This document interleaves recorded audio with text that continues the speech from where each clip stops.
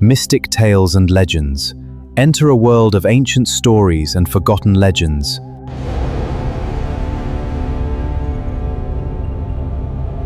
The heavens exploded.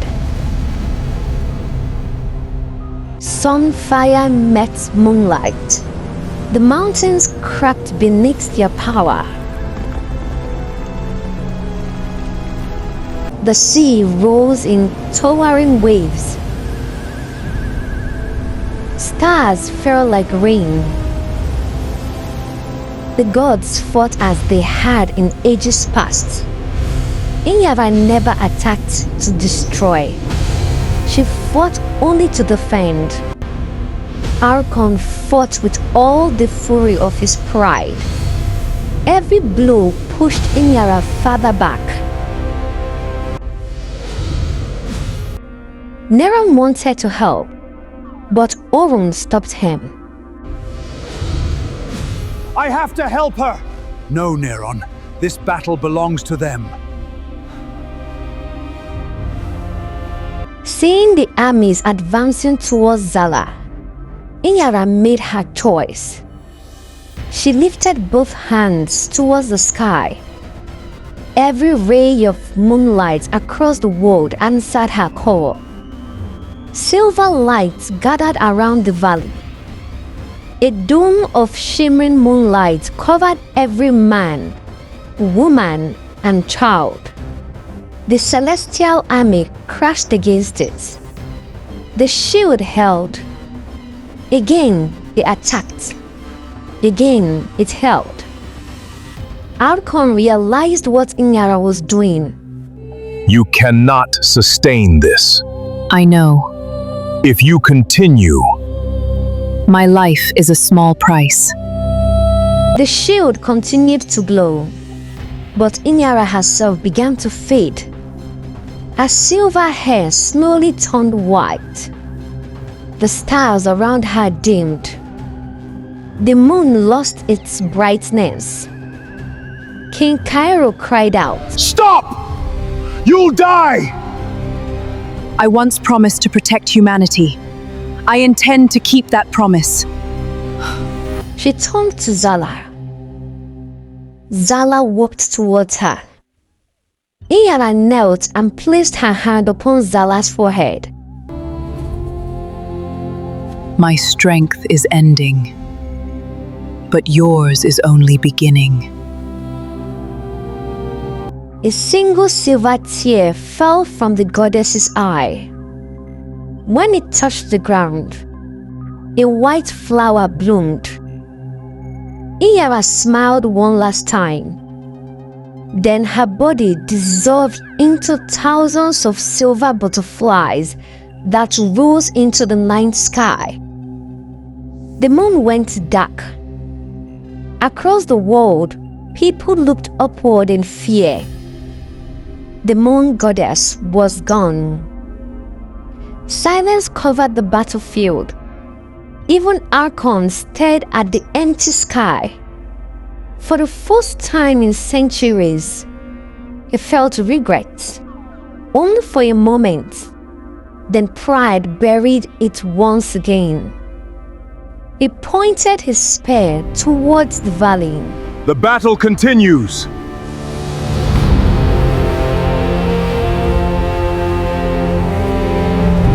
Zala looked at the white flower where Inyara had disappeared.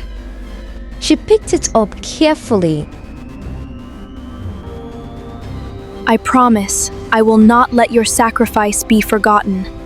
The flower began to glow. The branch of dawn in her hand shone brighter than ever before. Far away, hidden beneath ancient ruins, thousands of stone statues suddenly opened their eyes. The first human had awakened.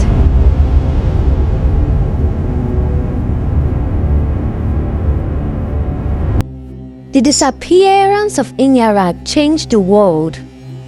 The nights became darker than ever before. The moon no longer guided travelers. The stars seemed to mourn. Yet, beneath forgotten mountains and buried temples, something ancient stirred. A promise made by the Creator at the dawn of time was about to be fulfilled.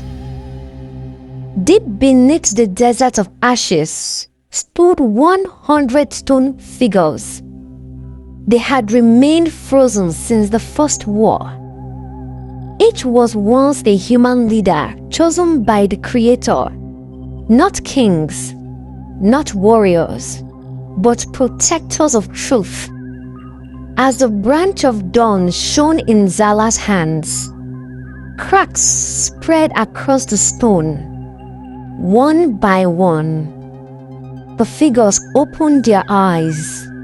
They breathed again. Their leader stepped forward. His name was Asha. Child has called. The journey begins. Asha gathered the first humans. They mounted giant white lions that had slept beside them for thousands of years. Their armor was simple. Their weapons were ordinary. But each carried something greater than any sword. Wisdom, compassion, courage. They began their journey towards the Valley of Stars. High above the battlefield, Arkon watched the world changing. His chief general approached. The first humans have awakened. So the ancient covenant was true. Should we destroy them? They cannot be destroyed. They can only be persuaded or feared.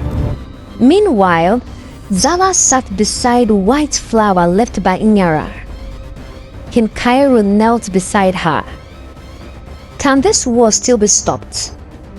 Zala looked at the branch of dawn. It can, but not by winning. The king frowned. Then how? By helping everyone remember who they were before fear. Neron overheard her words. He smiled. That is the hardest battle of all. 3 nights later, the ground began to tremble. King Cairo prepared for another attack. Instead, over the horizon appeared hundreds of white lions. Are here. Upon them rode the first humans. They have returned. Asha dismounted and bowed before Zala. We have waited thousands of years. The keeper has returned. The people of Azuma watched at Aoi. For the first time, they stood beside the very ancestors whose stories have become legends. Asha looked across the valley. The final battle is near. But it will not be won with strength. It turned towards Zala.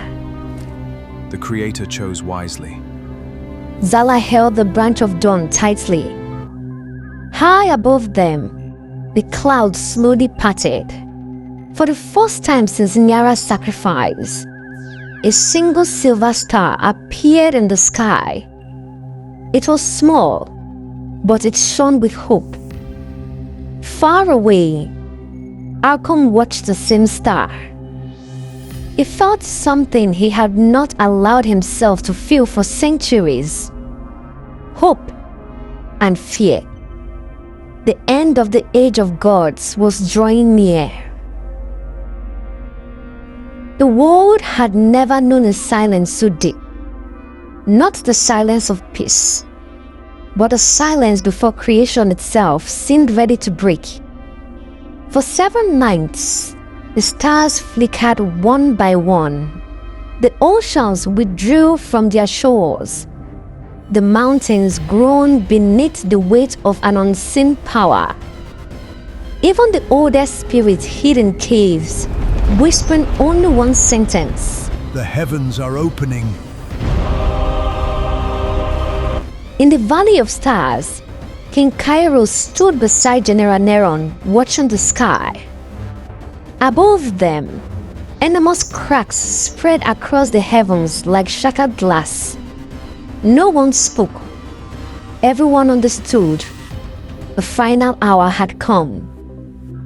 Without warning, the sky split apart, not with thunder, but with an endless cry that echoed across the earth.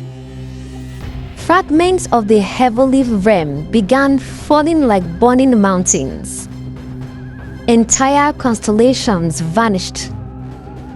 Golden temples collapsed from the clouds. The celestial armies scattered in terror. Arkon stood upon his blazing chariots. No, this cannot happen. Even he had never witnessed such destruction.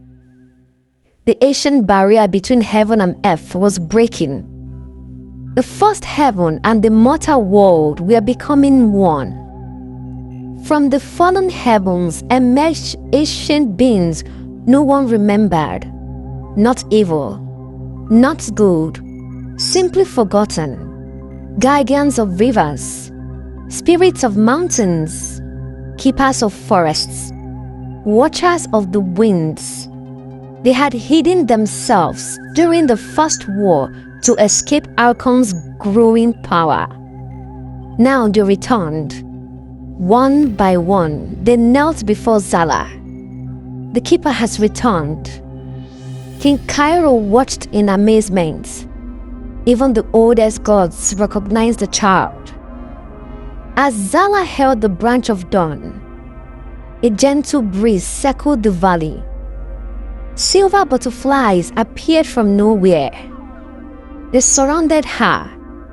Then a familiar voice whispered through the wind, "My child." Zala smiled. "Inyara, I cannot return as I once was, but every act of kindness, every sacrifice, every truth spoken with love, that is where I now live." The butterflies drifted into the sky, becoming a new constellation. The people of Azuma called it Inyara's crown. From that night onward, travelers would look up and remember the goddess who gave everything to protect humanity. Arkon realized his rules was slipping away.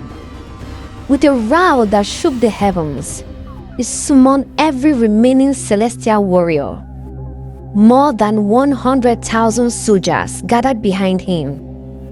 Golden banners stretched across the sky.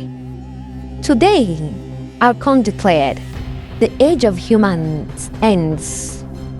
The armies charged.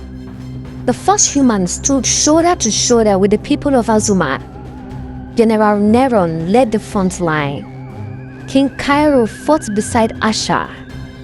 Mother Erena and Oru protected the children and elders.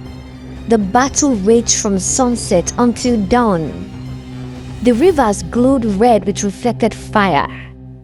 The mountains echoed with the clash of swords. Yet something strange happened. Every time Zala raised the branch of dawn, some celestial warriors stopped fighting. Memories returned. They remembered laughing with human children. They remembered protecting villages. They remembered who they had once been. Many laid down their weapons. Arkon watched in horror. My own army is leaving me?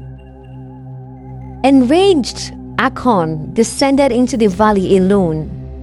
His armor blazed brighter than the sun itself. No army stood behind him now, only pride. He pointed his spear at Zala. "No more hiding. No more words. Face me." Zala stepped forward.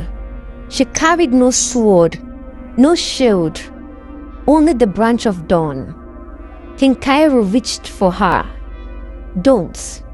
But Neron gently placed a hand on the king's shoulder. This battle was never ours. The battlefield fell silent.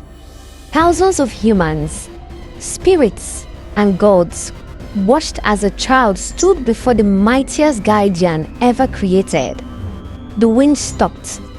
The stars dimmed. Even time seemed unwilling to move. Arkon lowered his spear. So, we truly believe love is stronger than power. Zala answered softly, No, I believe truth is.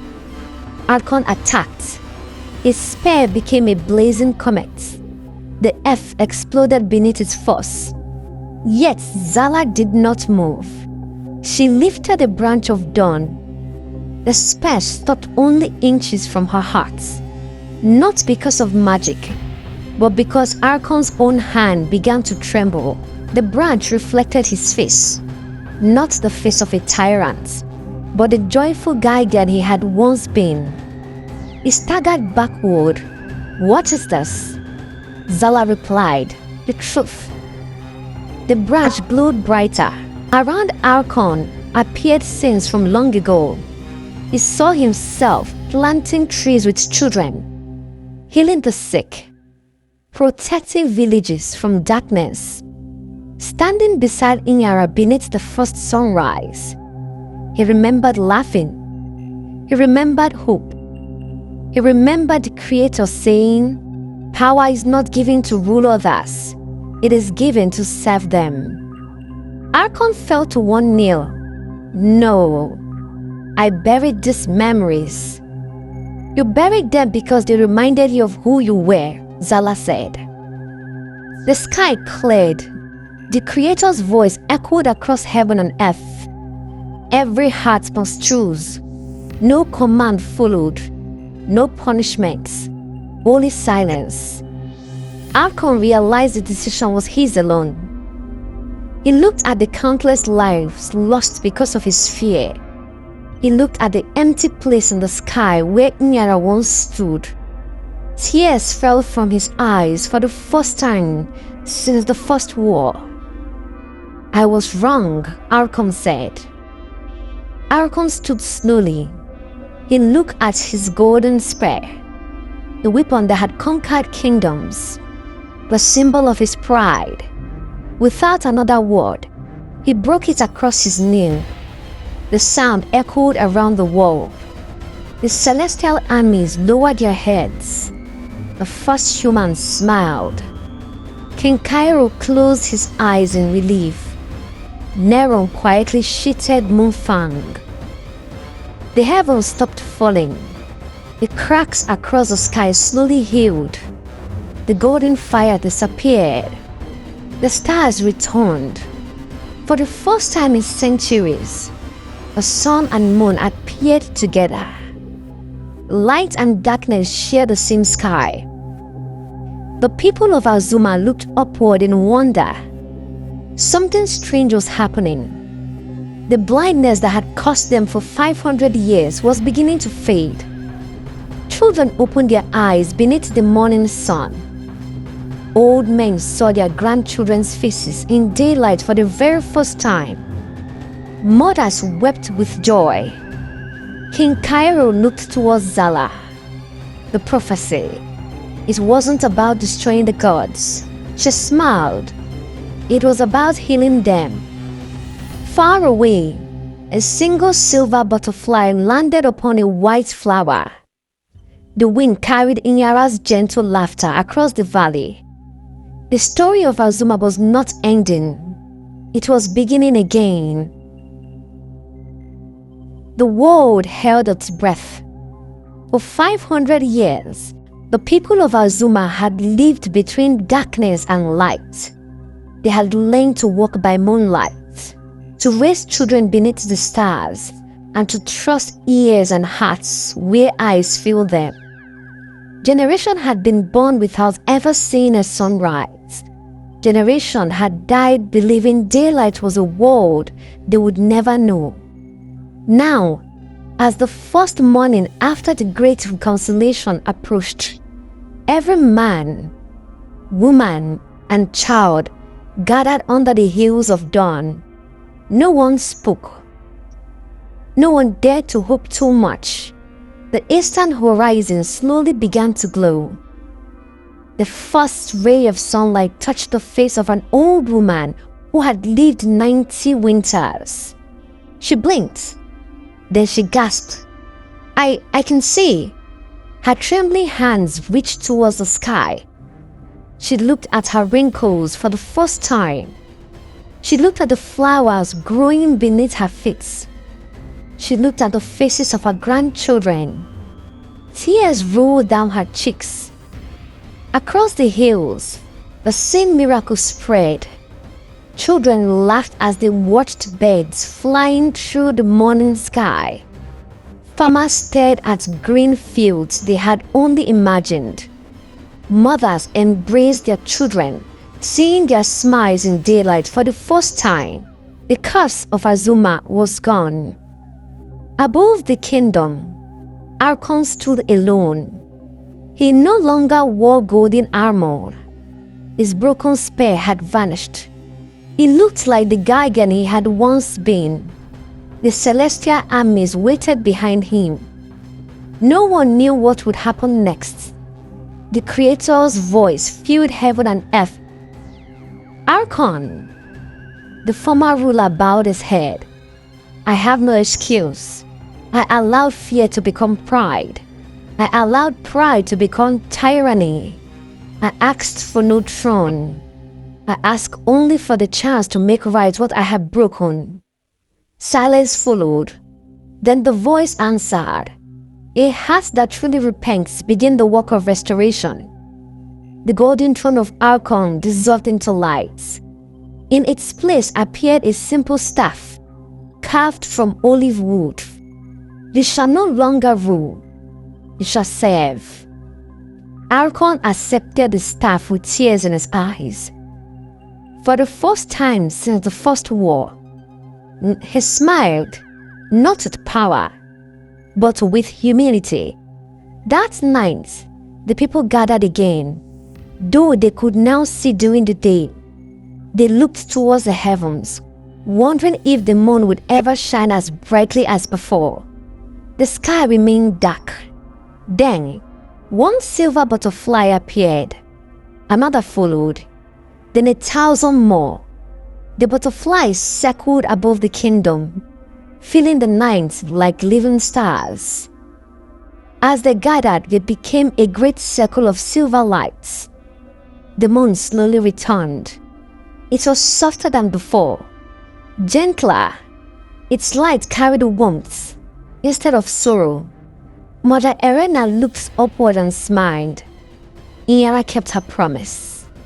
The butterflies disappeared into the moonlight, but from that night onward, people said that whenever someone chose compassion over hatred, one more silver butterfly would return to the sky. The first humans, the ancient guardians, and the celestial beings gathered in the Valley of Stars. Orvon stepped forward. He carried a crown woven from crystal branches. He knelt before Zala. Keeper of creation, we ask you to become Queen of the United Kingdoms. Every eye turned towards Zala. She lifted the crown. Then she looked at the ordinary people of Azuma. The farmers, the shepherds, the children playing in the grass.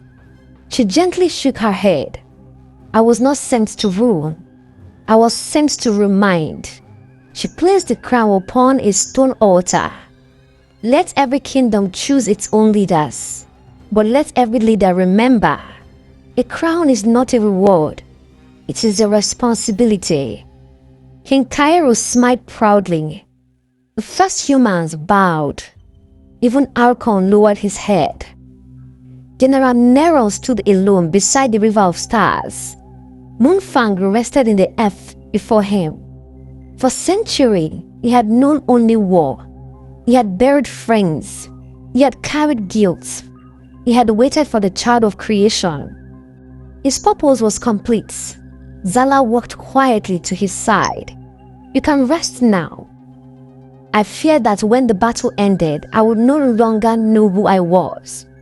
You are still a guardian, Zala replied, but now you got peace. Neron untied the black cloth from his eyes. For the first time in 500 years, he opened them. They reflected both the morning sun and the evening moon. He laughed, a deep, joyful laugh that echoed across the valley. the Creator spoke one final time. Let there be no walls between gods and human. Let guardians protect. Let humanity choose. Let truth guide both. The remaining gods laid down the symbols of domination. Instead of thrones, they built schools of wisdom. Instead of demanding worship, they became teachers, healers, and protectors once more. The first humans shared their ancient knowledge with every kingdom. No nation was considered greater than another. The Valley of Stars became a place where disputes were settled with truth instead of war. Years passed. Azuma flourished beyond anything imagined. Its people could see in the daylight, yet they never lost their gift of seeing beneath the stars. At night, they still perceived spirits, memories, and the hidden beauty of creation. They became known throughout the world as the people who saw with their eyes and their hearts. Travelers came from distant kingdoms to learn their ways. No one was turned away. Many years later, when Zala had become a wise woman, children often gathered around her beneath the ancient tree of memory. One little boy asked, "Was the greatest battle the one against Arkon?" Zala smiled and says no. What was it then? She looked towards the horizon where the sun was setting and the moon was rising together. The greatest battle is the one every heart must fight. The battle between fear and love, between pride and humility, between power and compassion. When we chose compassion, we help heal the world. The children looked up. The first stars appeared. Silver butterflies danced through the evening sky. The ancient prophecy was rewritten upon a new stone at the entrance to Azuma. It no longer spoke of the fall of the gods. Instead, it read, "When humanity remembered compassion, and the guardians remembered humility, the world learned to see again." And so the kingdom that could only see at night became the kingdom that saw both the sun and the moon, not because their eyes had changed, but because their hearts had.